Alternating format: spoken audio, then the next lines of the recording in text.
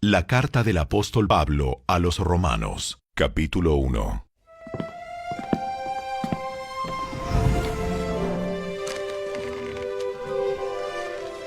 Yo, Pablo, esclavo de Cristo Jesús y elegido por Dios para ser apóstol y enviado a predicar su buena noticia, escribo esta carta. Dios prometió esa buena noticia hace tiempo por medio de sus profetas en las Sagradas Escrituras. La buena noticia trata de su Hijo en su vida terrenal. Él fue descendiente del rey David y quedó demostrado que era el Hijo de Dios cuando fue resucitado de los muertos mediante el poder del Espíritu Santo. Él es Jesucristo, nuestro Señor. Por medio de Cristo, Dios nos ha dado a nosotros como apóstoles el privilegio y la autoridad de anunciar por todas partes a los gentiles lo que Dios ha hecho por ellos, a fin de que crean en Él y lo obedezcan, lo cual dará gloria a su nombre. Ustedes están incluidos entre los gentiles que fueron llamados a pertenecer a Jesucristo. Les escribo a todos ustedes, los amados de Dios que están en Roma y son llamados a ser su pueblo santo. Que Dios nuestro Padre y el Señor Jesucristo les den gracia y paz. Ante todo les digo que mediante Jesucristo le doy gracias a mi Dios por todos ustedes, porque en todas partes del mundo se habla de la fe que tienen en Él. Dios sabe cuántas veces los recuerdo en mis oraciones. Día y noche hago mención de ustedes y sus necesidades delante de Dios, a quien sirvo con todo mi corazón, anunciando la buena noticia acerca de su Hijo. Algo que siempre pido en oración es que Dios mediante se presente la oportunidad de ir por fin a verlos, pues tengo muchos deseos de visitarlos para llevarles algún don espiritual que los ayude a crecer firmes en el Señor. Cuando nos encontremos, quiero alentarlos en la fe, pero también me gustaría recibir aliento de la fe de ustedes. Quiero que sepan, amados hermanos, que me propuse muchas veces ir a visitarlos, pero hasta el momento me vi impedido. Mi deseo es trabajar entre ustedes y ver frutos espirituales, tal como he visto entre otros gentiles, pues siento una gran obligación, tanto con los habitantes del mundo civilizado como con los del resto del mundo, con los instruidos y los incultos por igual. Así que estoy ansioso por visitarlos también a ustedes que están en Roma para predicarles la buena noticia. Pues no me avergüenzo de la buena noticia acerca de Cristo, porque es poder de Dios en acción para salvar a todos los que creen, a los judíos primero y también a los gentiles. Esa buena noticia nos revela cómo Dios nos hace justos ante sus ojos, lo cual se logra del principio al fin por medio de la fe. Como dicen las Escrituras, es por medio de la fe que el justo tiene vida. Pero Dios muestra su ira desde el cielo contra todos los que son pecadores y perversos, que detienen la verdad con su perversión. Ellos conocen la verdad acerca de Dios, porque Él se la ha hecho evidente, pues desde la creación del mundo, todos han visto los cielos y la tierra, por medio de todo lo que Dios hizo. Ellos pueden ver a simple vista las cualidades invisibles de Dios, su poder eterno y su naturaleza divina. así que no tienen ninguna excusa para no conocer a Dios. Es cierto, ellos conocieron a Dios, pero no quisieron adorarlo como Dios ni darle gracias. En cambio, comenzaron a inventar ideas necias sobre Dios. Como resultado, la mente les quedó en oscuridad y confusión. Afirmaban ser sabios, pero se convirtieron en completos necios. Y en lugar de adorar al Dios inmortal y glorioso, rindieron culto a ídolos que ellos mismos se hicieron con forma de simples mortales, de aves, de animales de 4 patas y de reptiles.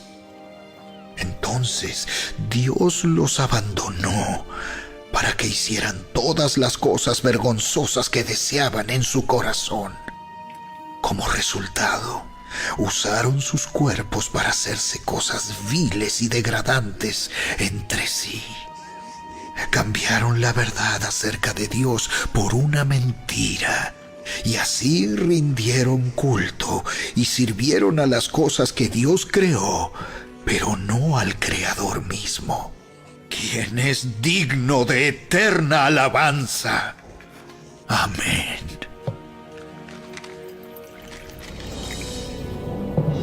Por esa razón, Dios los abandonó a sus pasiones vergonzosas. Aún las mujeres se rebelaron contra la forma natural de tener relaciones sexuales y, en cambio, dieron rienda suelta al sexo unas con otras. Los hombres, por su parte, en lugar de tener relaciones sexuales normales con la mujer, ardieron en pasiones unos con otros. Los hombres hicieron cosas vergonzosas con otros hombres, y como consecuencia de ese pecado, sufrieron dentro de sí el castigo que merecían. Por pensar que era una tontería reconocer a Dios, Él los abandonó a sus tontos razonamientos y dejó que hicieran cosas que jamás deberían hacerse. Se llenaron de toda clase de perversiones, pecados, avaricia, odio, envidia, homicidios, peleas, engaños, conductas maliciosas y chismes. Son traidores, insolentes, arrogantes, fanfarrones y gente que odia a Dios. Inventan nuevas formas de pecar y desobedecen a sus padres. No quieren entrar en razón. No cumplen lo que prometen. Son crueles y no tienen compasión. Saben bien que la justicia de Dios exige que los que hacen esas cosas merecen morir. Pero ellos igual las hacen. Peor aún, incitan a otros a que también las hagan. La Epístola a los Romanos es uno de los libros más importantes que tiene el Nuevo Testamento, que nos traen muchas luces frente a poder conocer la gracia de Dios que es para nosotros nuestra forma de vida y poder entender cuán perjudicial, cuán dañino es la ley en la vida de la iglesia. Pablo, en este capítulo 1, empieza a saludar a sus contactos, a los hermanos de Roma, conoce a muchos de ellos y luego de darles una salutación, inmediatamente él hace conocer su deseo de estar con ellos, pero hace un paréntesis diciendo que se le han opuesto, le han impedido, le han estorbado poder ir a Roma. Y empieza a mostrar también de que estos que han estorbado van a tener como consecuencia de esto la ira de Dios en sus vidas. También empieza a hablarnos acerca del poder del Evangelio. Él dice: no me avergüenzo del Evangelio porque es poder de Dios y poder para la salvación. poder, dínamos. Ese es el Evangelio, potencia de Dios. Más adelante seguimos viendo y empieza a hablar las consecuencias de aquellos que se oponen al Evangelio, se oponen al Evangelio de la gracia, y el Señor va a abandonarlos, va a dejarlos en diferentes condiciones de pecado tristes. Esa es la ira de Dios, el abandono, el quitar su cobertura, el quitar su favor de ellos. ¿Por qué? Porque están mezclando la gracia con la ley, por oponerse a la verdad. Ahora, estos pecados que se mencionan allí, esta condición de vida es feísima, es terrible. Habla de degradación humana total, ¿no? De que no solamente van a caer en fornicación, en adulterio,